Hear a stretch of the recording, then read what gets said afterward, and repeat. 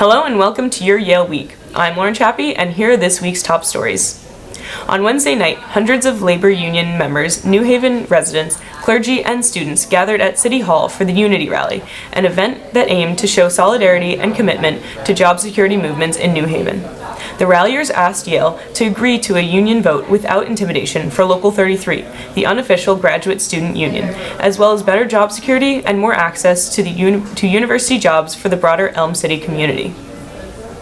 The world's oldest collegiate a cappella group, the Yale Whiffenpoofs, voted on November 20th not to admit women next year, reviving discussions about gender disparities within Yale singing groups. Since the 1970s, the Whiffenpoofs have held regular votes over whether to admit women into what is known as Yale's most prestigious a cappella group. In their most recent vote, the majority of members were concerned that accepting women could damage the institution of Yale's other senior-only a cappella group, the all-female Women Rhythm Group, as well as disrupt the Whiffenpoofs' traditional image as an all-male group. And last Monday, Yale College Dean Jonathan Holloway announced in an email that he will step down this June to become the provost of Northwestern University. Holloway was the first African American to hold the position, as well as a former graduate student, professor, and residential college head at Yale. While the university has yet to release information about the process of selecting his successor, precedent seems to suggest that the search process will involve the entire community, from faculty to undergraduates. In the end, the university president has the final authority to select a new dean. Next, we will sit down with beat reporter Rachel Treisman for more on this top story from the university. We're joined now by Rachel Treisman, who is the beat reporter for faculty and academics. Rachel, thanks so much for joining us. Thanks for having me. So, what prompted the start of this committee? So, as we know, Yale College Dean Jonathan Holloway sent an email at the beginning of Thanksgiving break that he will be leaving at the end of this academic year to serve as provost at Northwestern. So someone needs to take his spot starting before the academic year next fall. And yeah, that's why the search is beginning. So, the deanship is supposed to be a 5-year term. Holloway's only served 2. So this is a pretty recent search after the last one. How did the dean search work last time?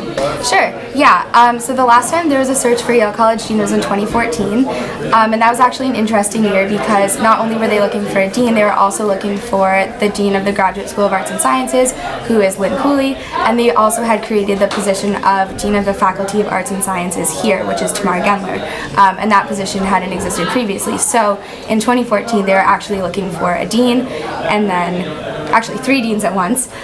So it made the process a little atypical, but I think the way that it worked is similar to how it's going to work now, which is they had a search committee which had faculty on it and I think student representation of some sort, and they held various public meetings and online forums to get input from the community, and President Peter Salovey made the final say. So, who will have a say in the process this time around? I would guess that it's the same people. I would say student voices are really important and the administration knows that. And I've talked to ICC President Peter Hong, who said he's hoping that because the dean is a position that works closely with the students and the Yale College Council, they'll have some input. And I know that faculty are important, especially faculty of the arts and sciences. And I know from the FAS Senate Chair Emily Greenwood that there's a committee on committees that would appoint faculty to serve on a search committee, and of course I'm sure like Peter Salovey and other administrators would have decision-making powers at the end of the process. Can we expect anything different in the upcoming dean search as compared to the most recent one? Sure, yeah. So it's different because they're only looking to fill one position, so that I think should make it faster and easier in some ways. But the main difference I think from this year in 2014 is the new colleges are opening in the fall. So that's a whole new area of responsibility for the dean. It's a whole new set of concerns, a bigger student body. And it's just an interesting time to be entering the position for sure, so I think they'll have that in mind when they're searching. And I also think with the protests last fall and the concerns about race and inclusion and communication, I would hope and I would think that they're probably taking into account more so than usually how effectively the dean will be able to communicate and work with students. Thanks for coming in, Rachel. Thanks for having me.